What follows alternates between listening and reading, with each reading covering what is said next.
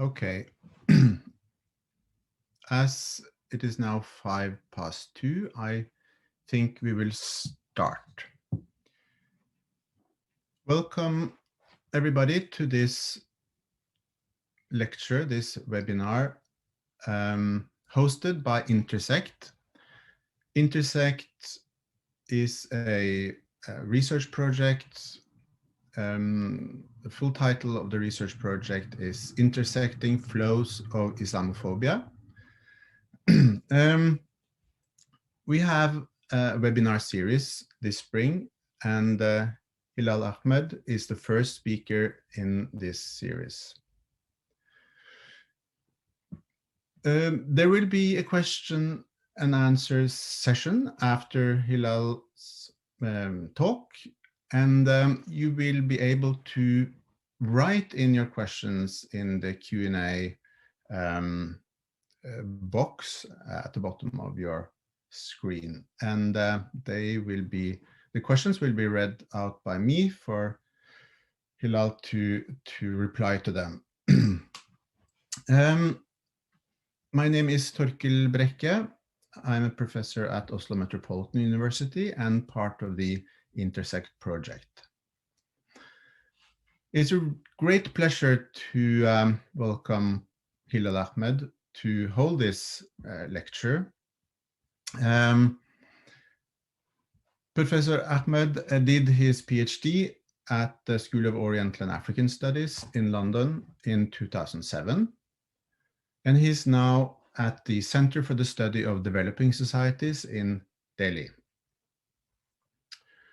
He has published a number of books and articles.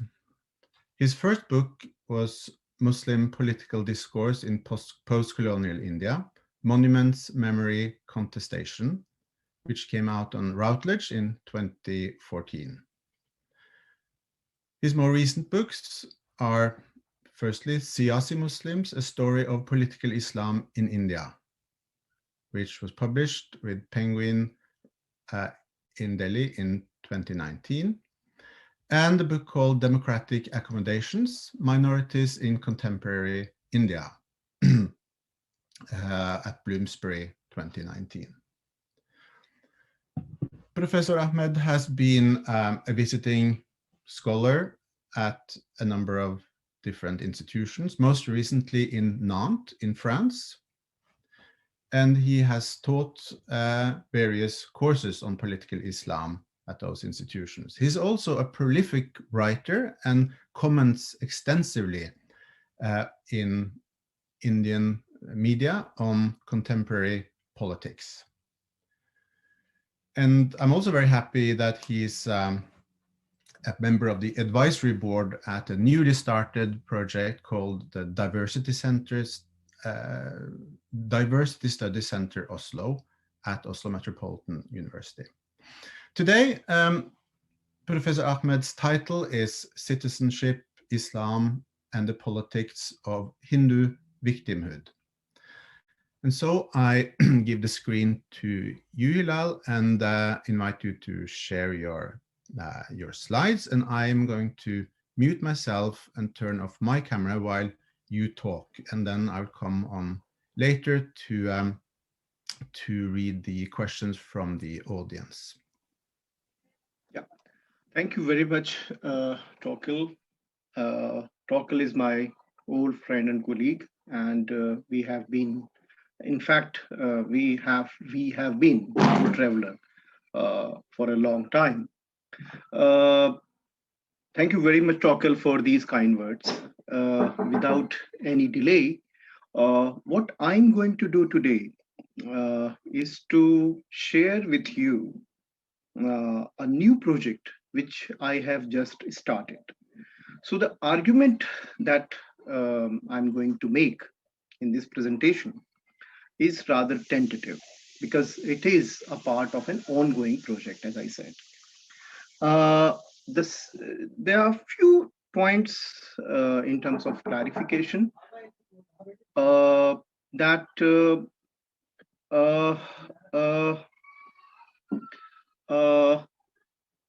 just hold on. There is some technical issue from my part. Let me just quickly fix it up. Yeah, just hold.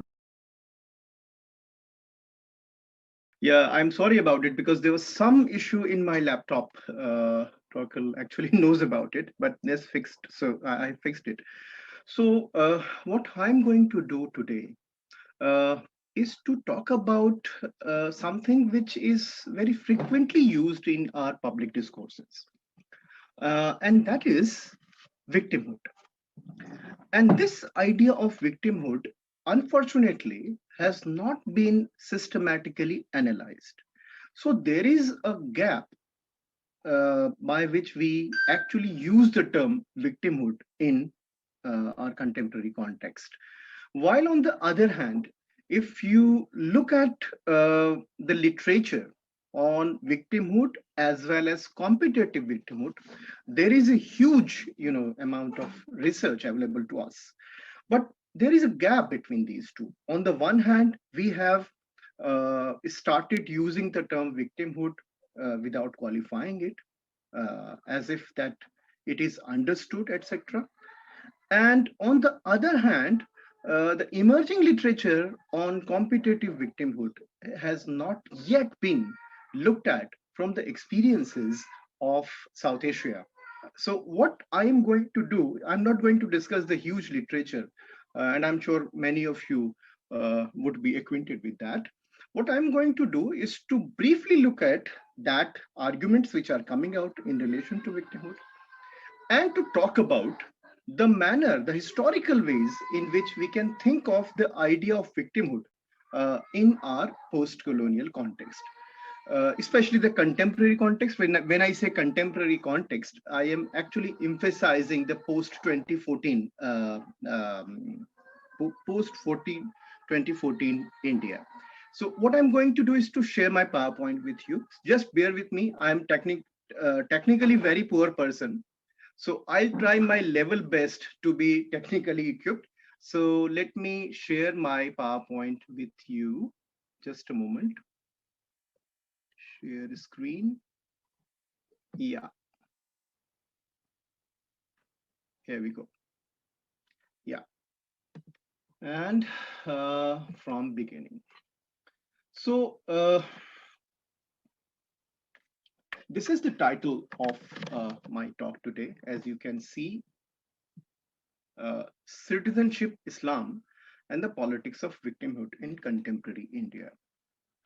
Before I start, I would like to be very specific about the objective of this presentation. Uh, uh, as you many of you would know that last year the central government in India actually passed a very interesting law, which is called Citizenship Amendment Act 2019. So, my discussion of victimhood would be revolving around the idea of revolving around this law, the Citizenship Amendment Act 2019. And in order to do so, I would rely heavily on official sources because the purpose of my presentation is to provide a factual narrative. The final clarification is about the term which I'm going to use in this presentation. Two terms which are crucial for the kind of inferences I draw. First is Hindu victimhood, and the second is Muslim presence. I refer these terms to a very particular kind of public discourse. And in my view, this discourse does not determine the everyday interaction between Hindu and Muslim communities. And I strongly believe that there is no one Hindu or one Muslim community in India. There are diversity of communities, and Hindu and Muslim are actually marker by which these communities are sometimes recognized. So therefore, in order to avoid any kind of essentialism, it is very important to make this distinction between the term which I use and the actual everyday life of communities, which for the sake of analysis, we may call Hindu and Muslim. So I am not talking about the everyday interaction. Rather, my focus would entirely be on this discourse, public discourse, which is revolving around the idea of Muslim Hindu victimhood and Muslim presence.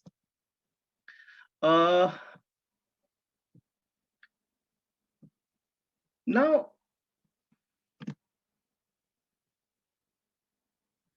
before I go into detail of the structure of my argument, I would also like to make a few clarifications about the term which I'm going to use, because I assume that many of you are not from India. So therefore, these terms, which are very frequently used in Indian political and public discourses, need to be spelled out.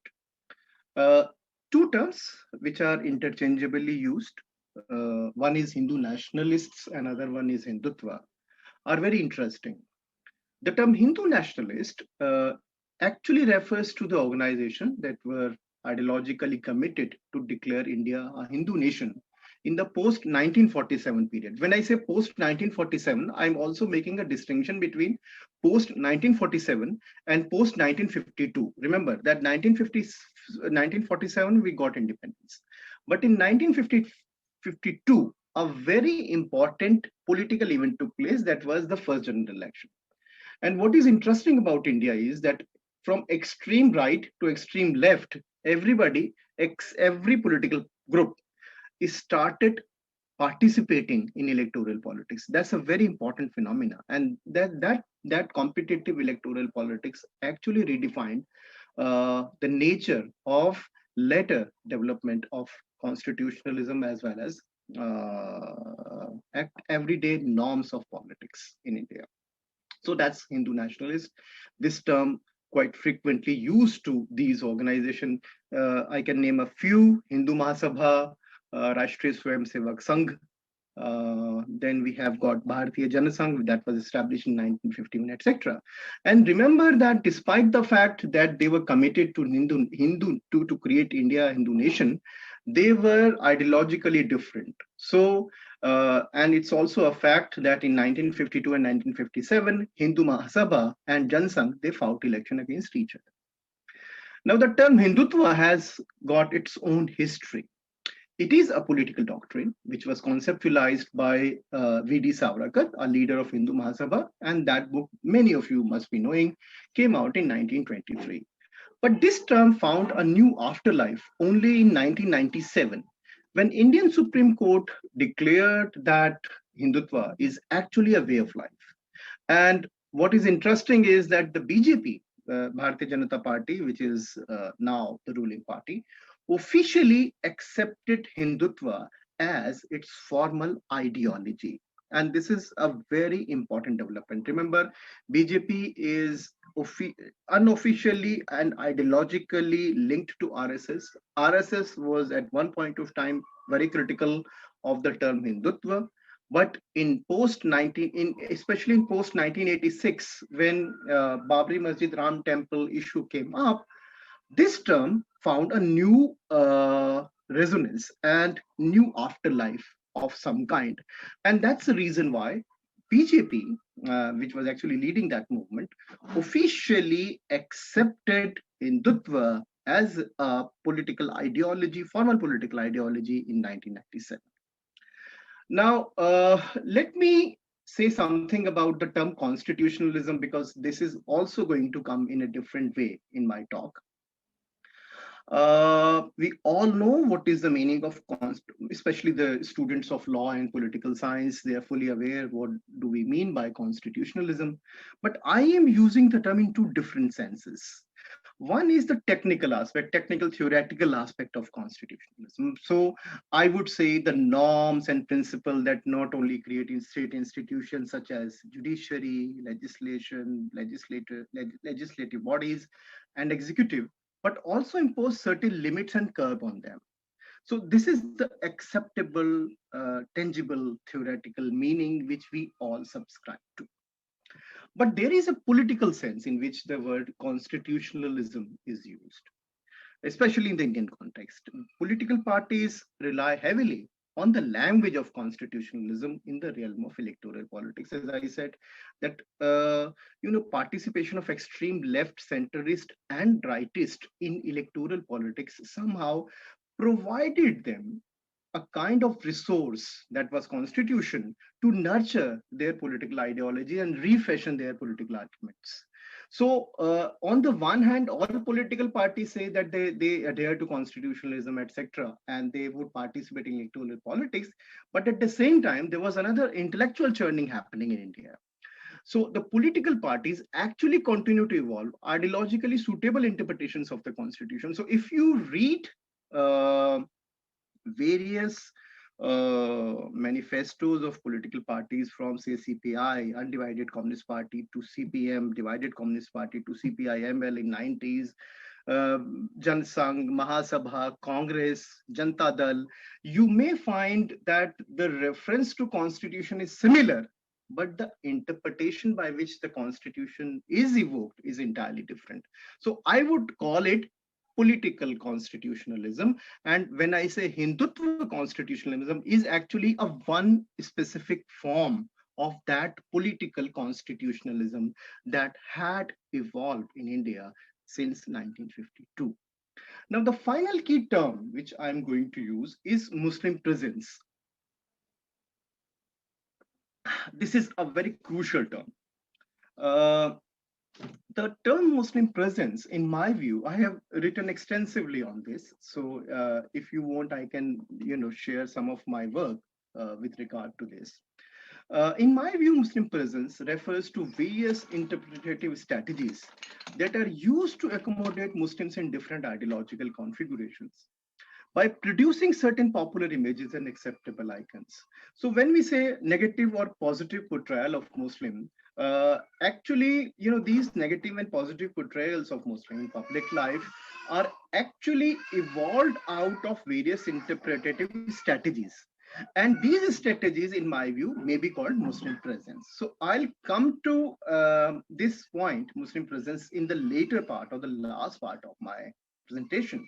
But here, I'm just trying to make a few clarifications about the key term which I am going to talk about. Okay, so let us just quickly look at what do we mean by victimhood. Now, there is a textbook definition of victimhood which says, and I quote, a belief that one's own group has been intentionally and undeservingly harmed by another group, unquote. Now, this is a very simplistic way to make sense of victimhood, and therefore I find a few problems with this. The first problem is that the idea of belief. The idea of belief is understood as a feeling that has no direct relationship with the discourse and context that produce victimhood. For instance, if I started believing, and it also applies to an individual, if I started believing that we as a teacher and intellectual in India are being targeted, without saying what is the discourse in which that target happening, it would become meaningless. So therefore, my belief should always be understood in relation to the discourse and context that actually produces that belief. So therefore, the context and discourse are important. Second, and most importantly, the idea or group is given and fixed. This is an assumption. We all know, and I'm not going into this detail, that the group and community, when we say that I belong to this particular group, so I'm actually reducing various attributes of my identity to a set of template. I think this is not appropriate, because we are part of various groups and communities at various times. I won't use the term multiple identities, but I would say that the identity attributes are multiple, and there are templates in which these identity attributes are always adjusted. But the idea is that we cannot say that we entirely belong to a particular kind of group or community. So therefore, the imagination that I am being undeservingly harmed by another group need to be seen the way in which a group or community is conceptualized. And finally, as I said, that I am not happy the way in which uh, political structure and processes are not dealt with this simplified imagination of victimhood. So, as I said, that therefore, this this concept of victimhood must be linked to the concrete empirical, you know, I would say empirical messiness of everyday life in order to find out how some kind of an imagination of a collective victimhood is produced.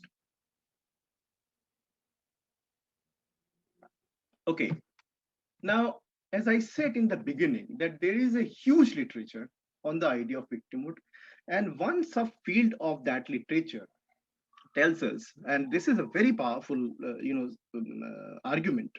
It's about competitive victimhood. It is said, and if you look at an interesting article came out in 2012 by Daniel and a few, uh, a very interesting argument is made with regard to competitive victimhood. It is said competitive victimhood is a response to the moral social identity threat implied by acquisition that one's group has committed illegitimate harm against an outgroup.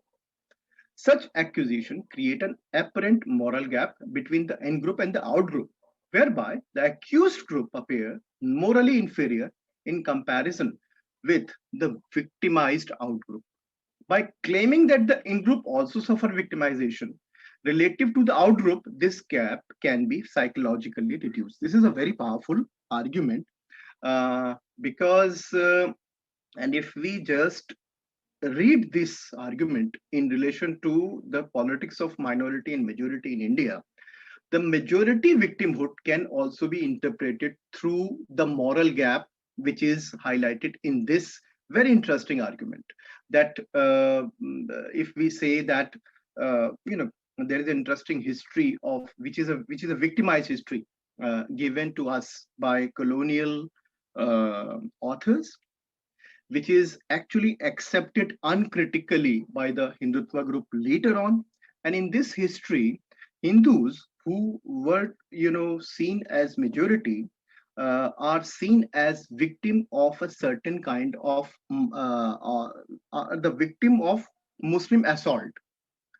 Now that historical imagination is always compared with the present situation where Hindus are in majority in India. Muslims have already got Pakistan. That's their argument, and therefore Hindus should have. So Muslims should not be given undue, I would say, undue advantages. So the entire minority right discourse is actually revolving at the critique of minority rights given to Muslim as a religious minority is revolving around this historical interpretation. So in a way, this moral gap argument I find quite persuasive.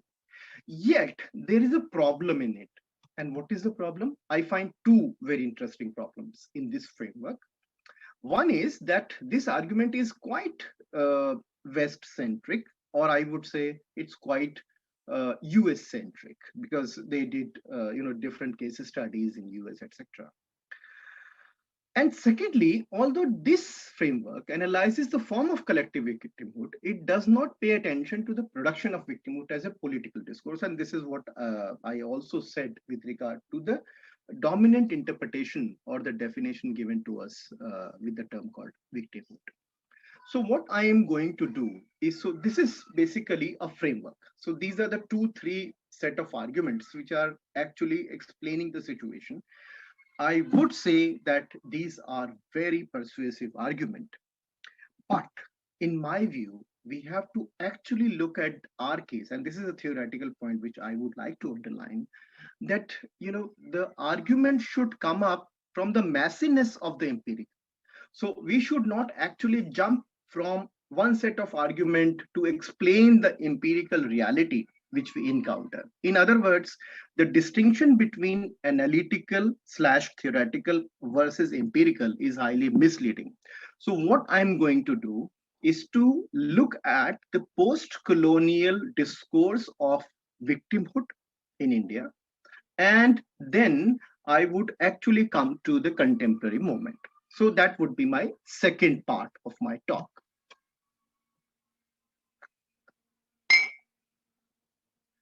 Okay, so Indian politics and the idea of victimhood. We must remember one thing, that Indian constitution, now everyone is a constitutionalist in India, even, and anti-CAA and recently the farmer protest. The government as well as the opponent of the government, they both are evoking the constitution. So what is specific and interesting about this document? If we closely look at 1950s movement, when the constitution was actually implemented and we had first an election in India, uh, we have to remember that this constitution, and constant assembly debates are full of discussion of this kind, that this constitution was actually uh, an outcome of a very comprehensive, long, historically very powerful political movement. We call it national movement, but it would be completely incorrect to think that that there was only one kind of national movement in India. So actually, the constitution is an amalgamation of the various stream of argument that evolved in that movement. So the spirit of social movement remained a very powerful impulse in the formation of what we call constitutional movement in India, constitution movement in India, that is in 1950. And this constitution movement of 1950 actually did a few very interesting things. First of all, it somehow produced an idea of social justice on the basis which is a secular idea of social justice. Why I'm saying this secular, don't get confused that when I use the term secular entirely in relation to the politics of secularism. There is an interesting idea of secularism, and my book Democratic Accommodation actually traces that discussion in a systematic way from 1950 to 2000s. So why I'm saying this, that this was a secular moment, because for the first time in Indian politics, modern Indian politics, terms like Hindu, Muslim, Harijan, slash depressed classes, etc., were replaced by com- were replaced completely, and a new set of um official secular administrative templates were introduced. So the constitution does not define who is a minority, rather a set of principles were set out. So there was undefined minority on the one hand. Similarly, the caste question, untouchability, etc., and Ambedkar was, one of the great champions, not merely on caste, but also minority question as well. He was instrumental in evoking, these new administrative templates. So we have undefined minority, we have scheduled caste instead of Harijan, we have scheduled tribe instead of Adivasi, and later we had OBC or other backward classes instead of any particular caste. So therefore, the secular idea was that the old identity-based political categories should be replaced by a different kind of template, which is administrative, which is contextual, and which would be based on certain principles. Now, this is a fantastic, change that was introduced. But the core of politics, remember, we had partition on the basis of religion in 1947. So the everyday life of political world remained embedded deeply in the communal and casteist discourse. So on the one hand, we have these new templates given to us by the constitution, And on the other hand, we had some way, on the other hand, the pace of politics continued the way it was happening before the partition or before the first general election. So as a result, every political group redefined itself and the categories in a different way. So I'll give you two examples. One is Maulana Azad, a leading Muslim leader of Congress, and he published his book India Wins Freedom in 1957. And his argument was, and this is the argument which he started, developing in 1940s, especially when he became the president of Congress. And his suggestion to Muslim was that they need not to be worried about partition. They need not to be worried about anything because, and this is his words, not mine, Muslim constitute second majority. So this idea of second majority, when Ministry of Minority Affairs minister said something very interesting in 2015 or something, then Muslims are second majority. There was a lot of debate. But we have to remember that this second majority argument is given to us by Maulana Azad for the first time in 40s and then in his book India Wins Freedom in 1957. So what I'm saying is that the constitution is actually became a source by which politics has to be carved out differently. Social justice idea, which was given by the constitution, therefore redefined as victimhood. So Muslim became a minority slash victim. What is interesting is that the RSS, Rashtriya Swayamsevak Sangh, and Jan Sangh, which was the political party formed in 1951, they also, changed. They also refashioned themselves. And they began to talk about the protection of Hindu interest in 1950s. So Hindu would also become victim. And this process actually continued from 1950 till 1990. And if you look at the stories of any group asserting itself in the realm of identity politics, everybody would describe itself as a victim. And therefore, we have to, therefore the 1990 movement. So 1950 movement was when that was fixed. But the 1990 movement is also very important and crucial. Because in 1990, a few very interesting things happened. One, that India decided to open up its market, and that's a very important thing. And at the same time, the idea of reservation was also redefined. So on the one hand, socialistic pattern of society, etc., were marginalized completely in 1991-92. On the other hand, a new form of identity politics evolved. So what was the outcome of that? So we have an interesting binary which was introduced in, say, 1995, 96, 93 onwards, that was inclusion and exclusion. So the victimhood that was always defined in terms of social justice in the first phase now found a new rhetoric, and that was exclusion. So every group started saying that we are excluded. The interesting part of the story is that for the first time in 1993, an idea of a permanent national religious minority was legalized. There was an act of parliament that was passed, and 6 religious communities, including Muslim and Christians, they were given the status of national level religious minority. Remember, minorities were never defined from 1950 to 1993. So therefore, if you define minority entirely on the basis of religion, then the obvious question would be who is the majority? Obviously Hindus. At the same time, something very fascinating and something very politically charged happened. Muslim backwardness as a political rhetoric was established. We all remember what really happened on Sachar. So I'm not going into the detail of Sachar, but what was the outcome of Sachar? The Sachar Commission report that was constituted by UPA to find out how backward Muslims are. And every political party, including BJP, accepted that rhetoric. Interestingly, Hindutva politics also redefined itself around the same time. It accepted the discourse of inclusion and exclusion and began to legitimize its whole rhetoric of Hindu victimhood.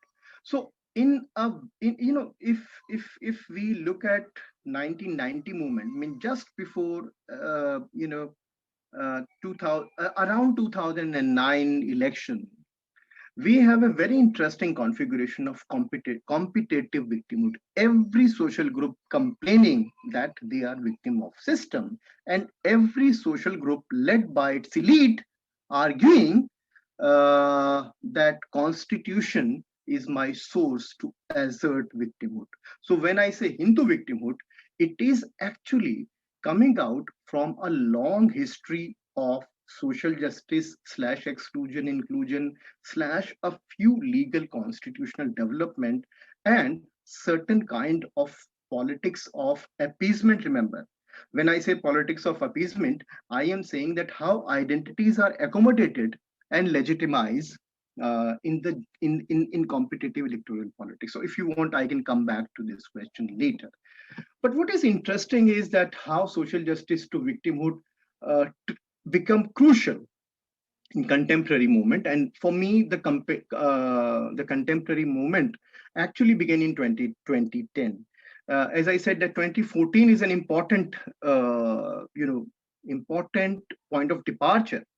But in my view, 2010, 2011 is something where competitive victimhood, the discourse of competitive victimhood, started getting systematized or legitimized in our political discourse, or especially the public discourses around the idea of reservation, etc.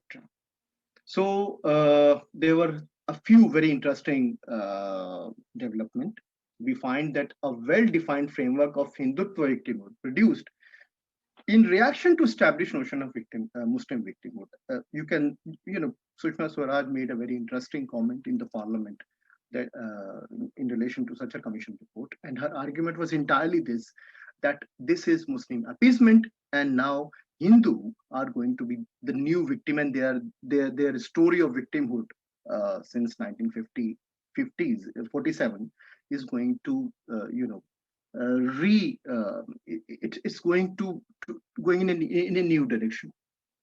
Hindutva victimhood at the same time is established as new political common sense, and the entire political class has, some way or other, has started accepting it after 2014. Before the look at, let me just finish this point. Before 2014, the binary of secular and communal was alive. But the success of BJP in 2014 election somehow forced the political class to revisit the question of Hindu vote bank, and therefore they became very sensitive. So Hindutva victimhood, which was actually nurtured and created especially entirely by BJP and Shiv Sena to some extent, is actually accepted by the entire political class in post 2014 period. So I can give you a number of examples. Congress said that, in fact, very recently, now Congress is collecting money for Ram Temple officially. NSUI has started campaign in Rajasthan. Aam Aadmi Party is also doing informally to that. And there was number of occasions when Aam Aadmi Party actually, directly or indirectly accepted the Hindu victimhood argument. So therefore, what I'm trying to say is this, that it's a new common sense. No political party is in a situation to actually oppose Hindu victimhood, because Hindu victimhood is a very powerful metaphor of new politics, of new politics of new politics, which would pave the way to secure electoral victories. Naveen Patnaik in Odisha and Aam Aadmi Party in Delhi. Despite that, in these two instances, both the BJP lost election, but the hegemony of BJP actually survived. And both the opponent of BJP in these two states, Delhi and in Odisha, they actually embraced completely the rhetoric of BJP. So therefore, competitive victimhood has been accepted uncritically to evaluate every social phenomena, including violence nowadays. So suppose if a Muslim girl is raped, so the reaction would be that Hindu women are also raped, etc. So everything is seen in relation to a competitive victimhood. Now, I think that, so let me just, so this is something, the historical development of the idea of victimhood from social justice exclusion to victimhood. Now, what I'm going to do very briefly, Tokel, how much time I have? Tokel? Hi, Hilal. I think you should continue and make your argument. This is Okay, thank you. Because, I'll need at least 12, 13 minutes. That's of course, fine. that's fine. Yes. Yeah, thank you. Thank you. Okay, so let me just quickly move to the fourth part of my presentation, where how victimhood, especially the contemporary victimhood, it's related to the idea of constitutionalism. I think that it is very important and this is something which opponent of BJP somehow missed, and I would say completely missed, that contemporary Hindutva is not critical of the constitution. So there is a rhetoric, which is a very strange rhetoric, that the BJP is going to demolish the constitutional structure, etc.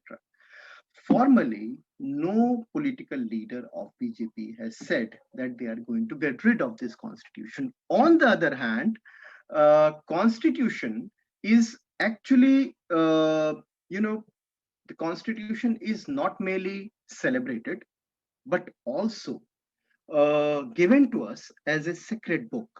So will give you a few examples, and that's a very interesting development. First is when Mr. Narendra Modi, who is our Prime Minister now, he became the prime ministerial candidate of Bharatiya Janata Party, and he began his electoral campaign. And his first statement was, and that was a very bold declaration. He said, Constitution is a holy book, like any sacred book of religious kind, and the only code of conduct of his government would be Sabka Saath, Sabka Vikas, everyone's support and everyone's development. So somehow, unlike the liberal critique of BJP, if we closely look at how BJP actually started using constitution as a resource is very significant, and we must recognize that was not only 2013 2014 when BJP formed the government with absolute majority. Now it's absolute majority, but certain amount of majority in 2014. In October 2015, the government decided to declare 26th November, the day when the Constituent Assembly adopted the final draft of the constitution, would be declared as Samvidhan Divas, or the Constitution Day, every year. And in a speech a few years later, Modi went on to say that, and I quote him, if there is any creation made by men which is immortal, it's India's constitution. So we can see that the constitution is not criticized. There is no plan to actually give up this constitution. Rather, constitution is taken differently. It is freezed. It is taken as a source to outline politics in a very interesting way. But this is a very recent development. Now, if we look at the Hindu nationalist position from 1950 to 1990, we find that Hindutva constitutionalism is something which is a very new and recent phenomenon.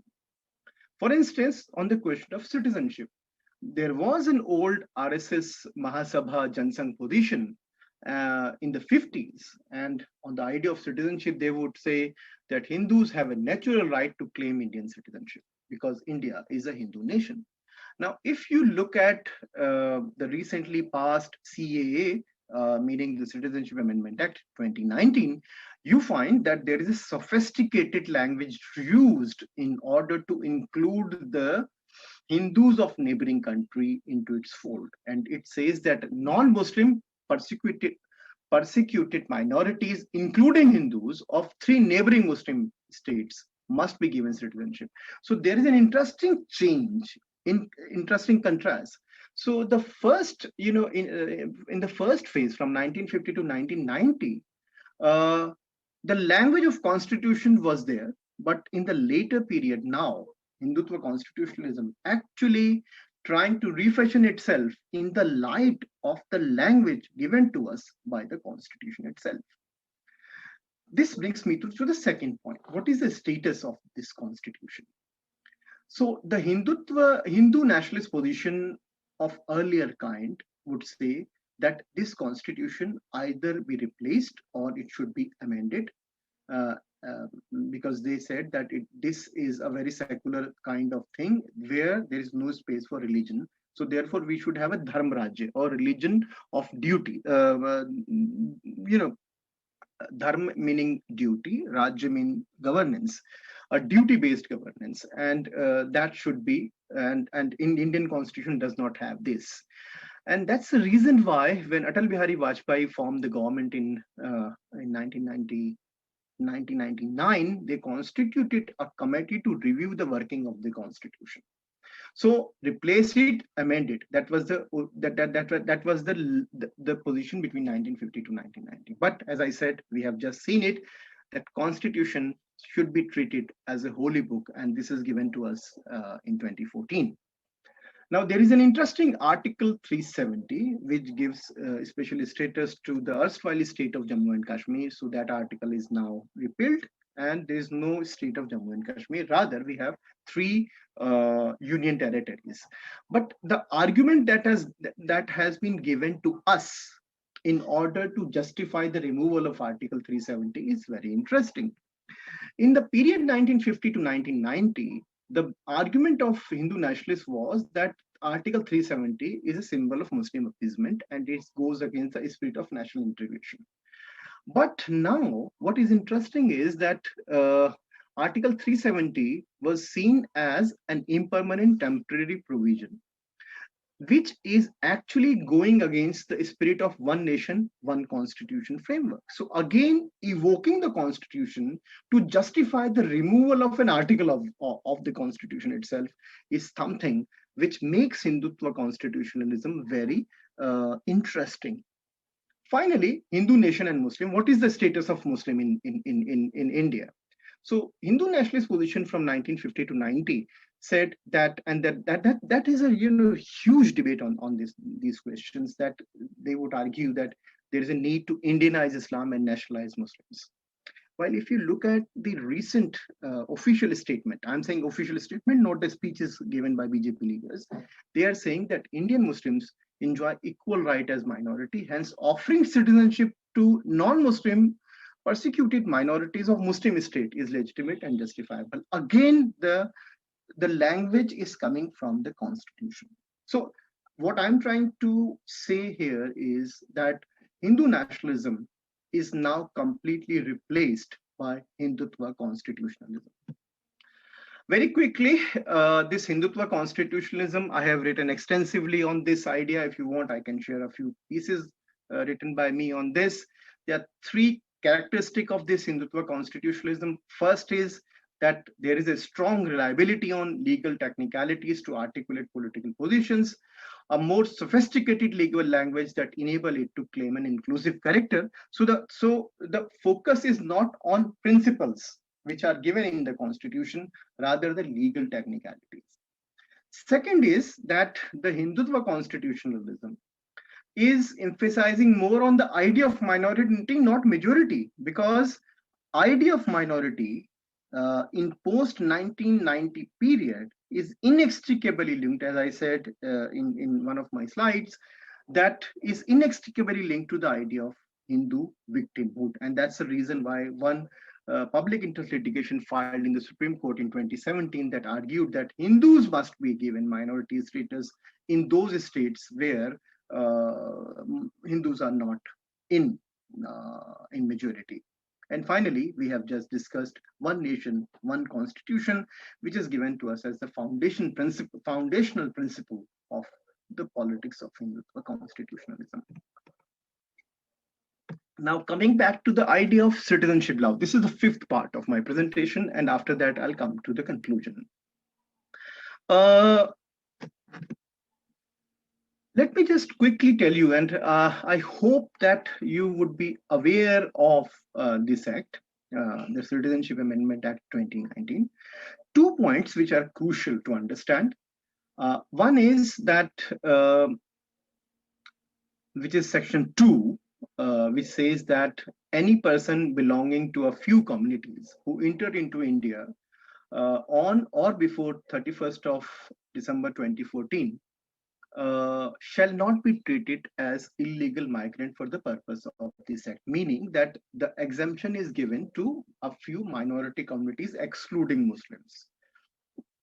And second is that the second crucial change in the citizenship framework is that these people who are coming from neighboring Muslim countries, these persons belonging to these 6 communities, coming from Afghanistan, Bangladesh, and Pakistan, will not become Indian citizen on their arrival. Earlier it was 11-year period. Now they have to spend 5 years in India in order to become Indian citizen. So the propaganda that we are giving citizenship to these communities as was that as if that they are entering India and they would become Indian citizen is absolutely wrong, because technically even the even the Amendment Act says that earlier it was 11 years and now it's 5 years. Now, what I'm going to do is to look at 2 different discourses in relation to this Citizenship Amendment Act. What government said to Joint Parliamentary Committee, and what are the political statement, and why these 2 different kind of things, different types of argument offered in 2 different places while dealing with the idea of Citizenship Amendment Act. This is the chronology, and I don't think that you require to. If you want, I can come on this point later because we don't have much time to discuss that. There are 4 interesting questions which were debated publicly, but I'm really surprised that a committee, the Joint Parliamentary Committee that was constituted in 2016, was not taken seriously even by the opponent of BJP. I'm really surprised why. But in any case, this is a very interesting source which tells us the official stand of BJP in the parliament.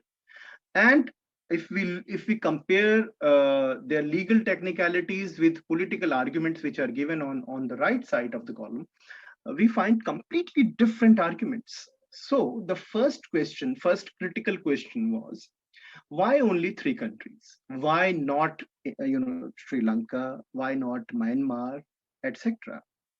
So the government in the parliament actually made 2 points. They said that Indian state is constitutionally empowered to invoke legal reasonableness to make law for a set of people. And second, refugee coming from other countries, including Muslims from these 3 countries, may apply through the standard SPO system, meaning that suppose an Ahmadiyya person is coming from Pakistan, he or she can also apply for Indian citizenship. For a Hindu, the time period is 5 years. For a Muslim, time period is 11 years. But look at what kind of political argument given to in order to legitimize Hindu victimhood. And these are the statement given by BJP leaders. I don't have their link, but if you want, I can share that as well. The first argument was Hindus have only one country on earth to look for, while Muslims have over 60 countries to take shelter. And the second argument that we are giving citizenship to persecuted minority, it won't affect the citizenship of Indian citizen. Now, this is very interesting and funny. The political, no BJP leader has said that we are also open to Ahmadiyyas, etc. So there is a clear distinction between these 2 arguments. In legal technical sense, the argument is coming out from the language of constitution. but the political arguments are entirely coming from the rhetoric of Hindu victimhood. Now, look at the second question: how to determine religious persecution in a foreign land? Now, here the ministry does not have any set of, any set of concrete framework to offer, that how would you evaluate that person has faced some kind of a discrimination in his or her own country. So these are the 3 points which Ministry of Home actually produced in front of JPC. They said that no one gets automatic citizenship. First of all, Intelligence Bureau report and other document, they have to produce Intelligence Bureau report that they had suffered and they have been discriminated against in their home country. Second is that they have to spend 5 years in India, while for others is 11 years. And third is that Home Ministry is preparing a new standard operation procedure. By the way, very recently, the Home Ministry said that they have not yet prepared SPO. Again, very technical answer. But if you look at the political rhetoric, it is a well-known fact that non-Muslim face religious persecution in Muslim countries because Islamic countries, they are not secular, etc. Is it anti-Muslim? The legal justification is it does not contradict with Article 14, but the political argument is very different. CAA will be followed by NCR and NPR. I'll come to NCR, NPR later because I don't have time to do so. Quickly, this is the final part, which is the last part of my presentation. How Muslim presence is seen by BJP. So these are two very interesting statements given by two prime ministers of BJP. One, Mr. Atal Bihari Vajpayee, when he said that whenever Muslims live, they don't like to live in coexistence with others. They don't like to mingle with others. Instead of propagating their ideas in peaceful manner, they want to spread their faith by resorting terror and threats, etc. Narendra Modi, he is almost very silent on the question of Muslim, but he said something very interesting about Muslims in 2016. He said, do not reward or appease them. Do not shun them. Do not treat Muslim like vote ki mandi or vote bank. Do not do not see them as object of hatred.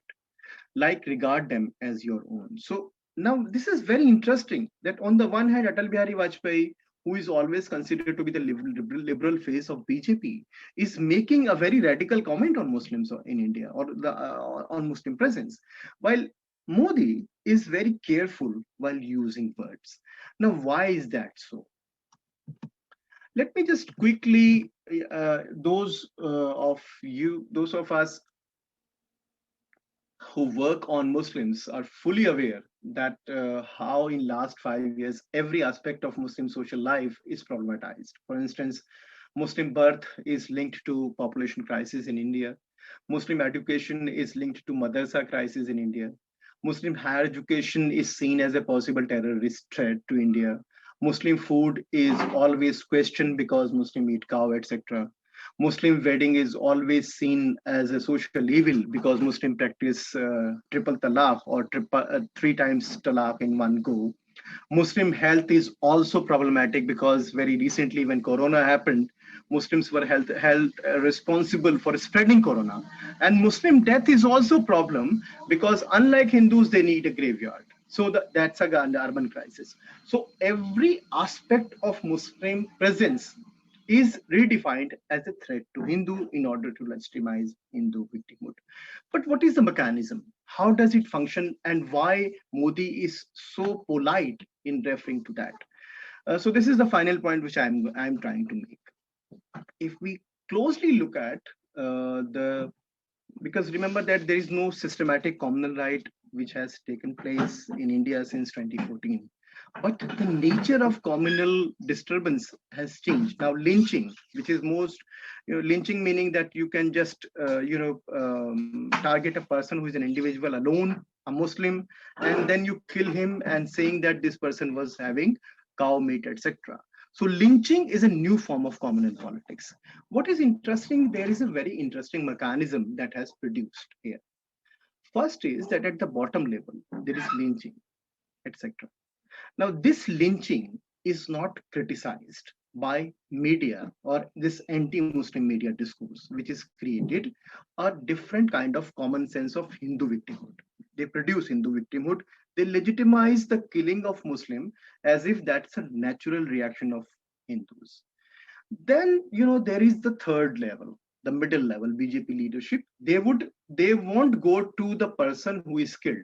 Rather, they would say that's a natural reaction of Hindu society. Therefore, we have to actually think as a social problem. And finally, at the top level, Narendra Modi or the top BJP leadership would remain silent, either silent or make a very broad sort of an observation. So a few example of this type. This is when Corona happened. So this pro-government media actually started, a campaign that as if Tablighi Jamaat is responsible for spreading Corona in India. Now, this is just one example. Now, this is a second example. This is Mr. Jayant Sinha, who was Union Minister, and he is welcoming the lynching convict in Jharkhand in 2017. That's the middle level. And finally, the top level. This is something which Narendra Modi said when there was a number of events that took place with regard to the killing of Muslims. And he said, killing an individual in the name of cow worship is not justifiable. We should not take law in our hand. Let the law decide whether the person is guilty or innocent. Now, again, there's an interesting silence, interesting justification. So this is the mechanism by which the Hindu victimhood as a form of politics is produced. An act is committed at the bottom level of society. A discourse is created by pro-government media.